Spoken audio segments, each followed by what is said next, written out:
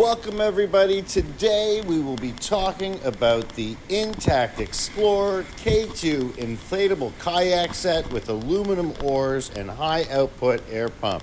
This is a two-person boat and I got it on Amazon for a little over $100 on Prime Days.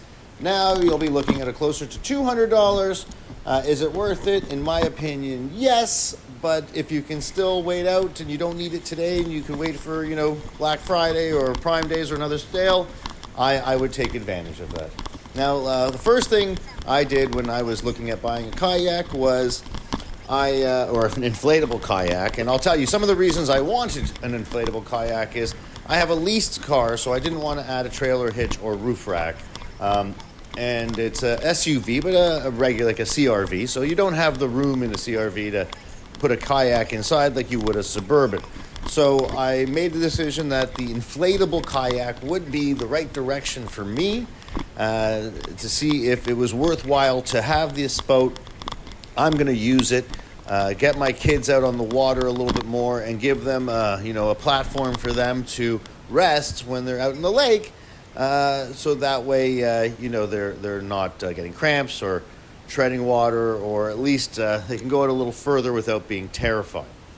Now, the first thing I did when I noticed or I was interested is I started reviewing them. I found that this one, out of all of them, was probably the most introductory out of all of them. And I also found that the oars that it comes with are flimsy. So I went out and I bought a stronger oar. Oh, I forgot to do the intro. Let's just get that over with right now. Hey there, how are you? It's time for a pothead review.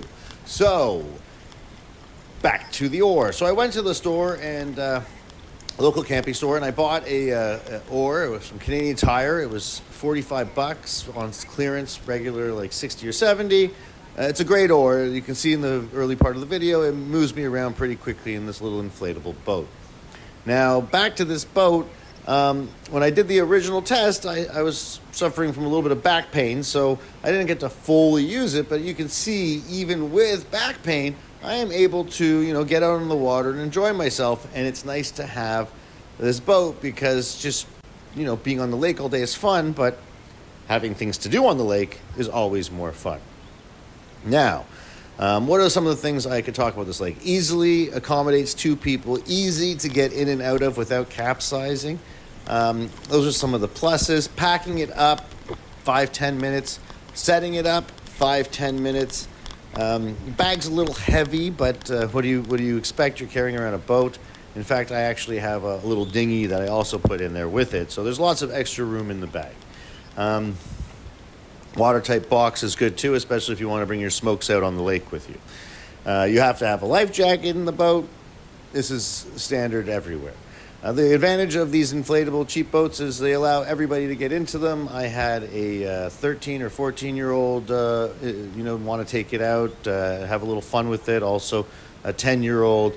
My 8-year-old is a little too young for it still, but in the next year or two, when we go up to the lake, I'm sure it'll quickly become her boat, and hopefully I'll be into something a little bit bigger.